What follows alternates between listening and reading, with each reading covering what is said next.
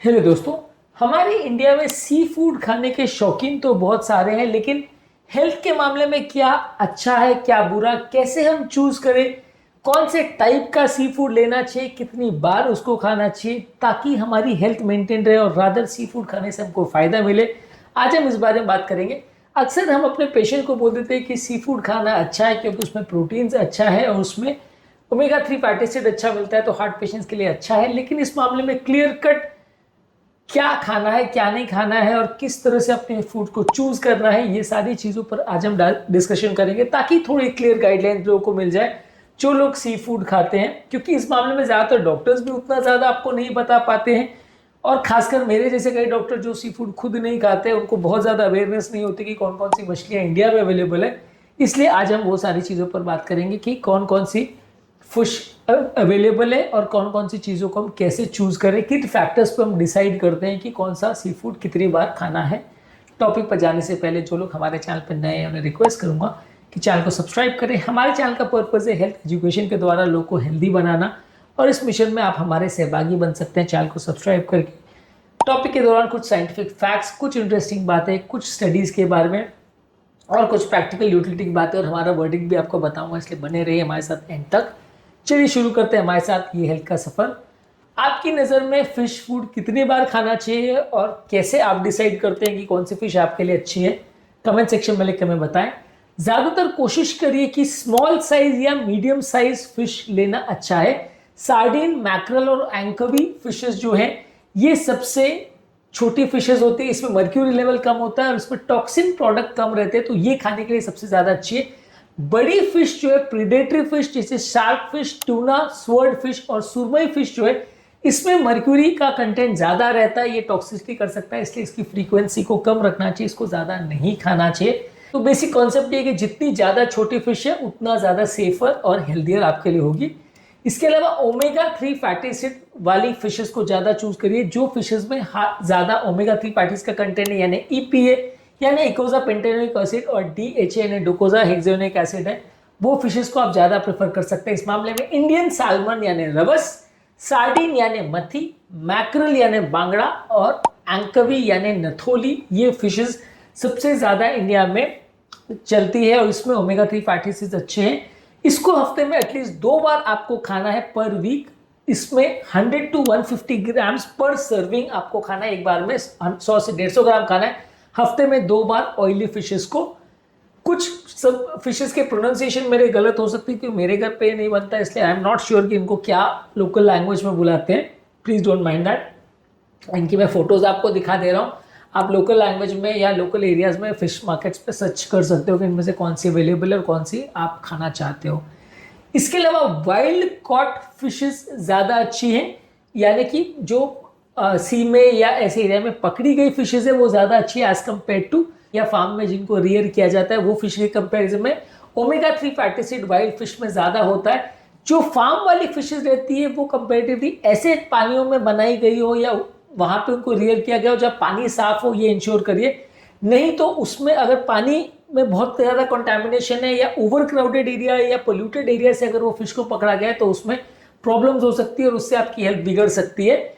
Wild cot fish यानी जिसको समुद्र में पकड़ा गया है या नदी में पकड़ा गया है वो कंपेरेटिवली ज़्यादा हेल्दियर हो सकते हैं, उसमें कंटामिनेशन के चांस कम होंगे क्योंकि वहाँ का पानी के गंदे होने के चांस कम है।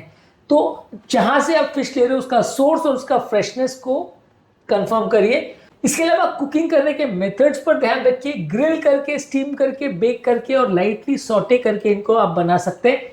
डीप फ्राई और हेवीली बैटर्ड सी फूड को मत लीजिए। डीप फ्राइड सी फूड में ओमेगा 3 फैटी एसिड खत्म हो जाता है और अगर आप उनको डीप फ्राई करके बनाते हो तो ट्रांस फैट्स बढ़ जाते हैं, ये अच्छा नहीं है और ये आपकी हेल्थ को बिगाड़ सकता है।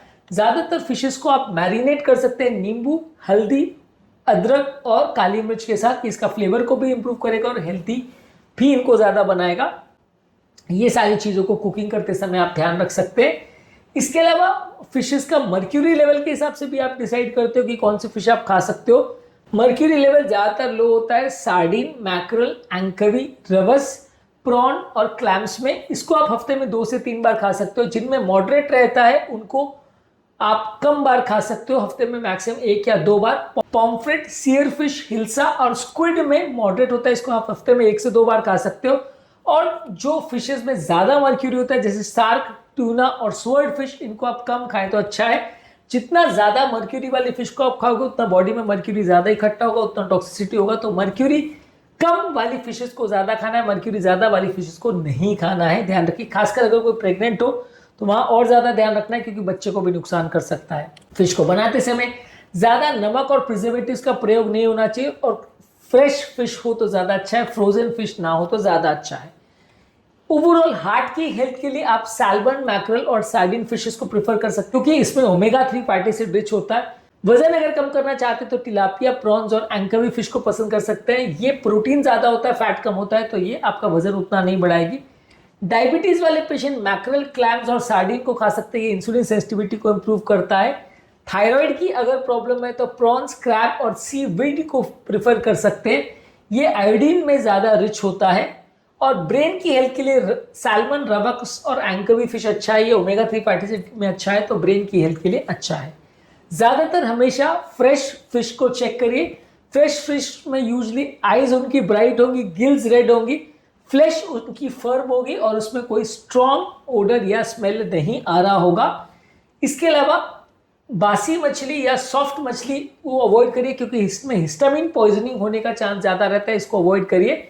और ज़्यादातर फिश को आप फ्रिज में स्टोर करिए और 24 घंटे के अंदर ही कंज्यूम कर लीजिए। फ्रिज में इसको स्टोर करना है, फ्रीजर में नहीं स्टोर करना है। 4 डिग्री सेंटीग्रेड पे इनको स्टोर करना चाहिए। फिश के मामले में आपको कोई डाउट हो रहा है उसकी हेल्थ के बारे में तो उसको नहीं खाना ही ज़्यादा अच्छा है। ज़्यादातर फिश को आप फाइबर्स यानी वेजिटेबल सैलड्स और होल ग्रेन्स के साथ खाइए, तभी आपको एक बैलेंस न्यूट्रिशन मिलेगा। इसके साथ अल्कोहल नहीं लेना है और स्नैक्स नहीं लेना है, ऑयल ज़्यादा नहीं लेना है, नहीं तो वो नुकसान करेगा। अगर कोई फीमेल प्रेग्नेंट है और ब्रेस्ट फीड कर रही है तो मर्क्यूरी वाली फिश हफ्ते में 1 या 2 बार से ज़्यादा नहीं खानी है। अगर गाउट या किडनी का प्रॉब्लम है तो शेल फिश, प्रॉन, क्रैब्स और क्लैम फिश ज़्यादा नहीं लेना है क्योंकि इसमें प्रोटीन ज़्यादा रहता है। एलर्जी अगर किसी को है तो शेल फिश ज़्यादा नहीं खाना है, ये एलर्जिक रिएक्शन ट्रिगर कर सकती है। तो अगर एलर्जी की टेंडेंसी है तो शेल फिश को ज़्यादा नहीं खाना है। ओवरऑल एक सैंपल अगर आपको मेन्यू दूं मैं तो मंडे को आप सार्डिन ले सकते हैं, इसको टर्मरिक के साथ ग्रिल करके 120 ग्राम ले सकते हैं। वेडनेसडे को मैकरल ले सकते हैं स्टीम करके या करी बना के 150 ग्राम्स ले सकते हैं। फ्राइडे को प्रॉन्स ले सकते हैं, इसको लाइटली सॉटे करके गार्लिक के साथ 100 ग्राम ले सकते हैं। संडे को सैल्मन यानी रवस फिश को ले सकते हैं, इसको बेक करके या ग्रिल करके 150 ग्राम खा सकते हैं। तो हफ्ते में 3 से 4 बार आप बदल बदल के फिशेस को खाओगे तो आपका ओवरऑल हेल्थ बेटर रहेगा।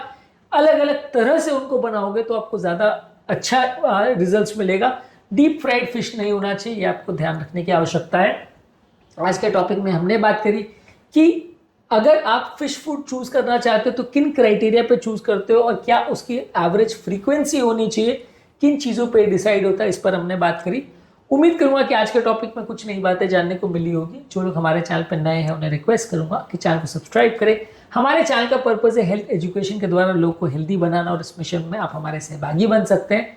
टॉपिक के दौरान यदि आप कमेंट्स करते हैं तो उससे हमें आपकी हेल्थ प्रॉब्लम्स के बारे में और प्लस आपका हमारे टॉपिक के बारे में क्या विचार है इसके बारे में पता चलता है। आपके कमेंट्स हमारे लिए इंस्पिरेशन और मोटिवेशन का भी काम करते हैं, इसलिए कमेंट्स करते रहिए, टॉपिक्स को देखते रहिए, शेयर करते रहिए और हेल्थ के सफर में हमारे साथ आगे बढ़ते रहिए।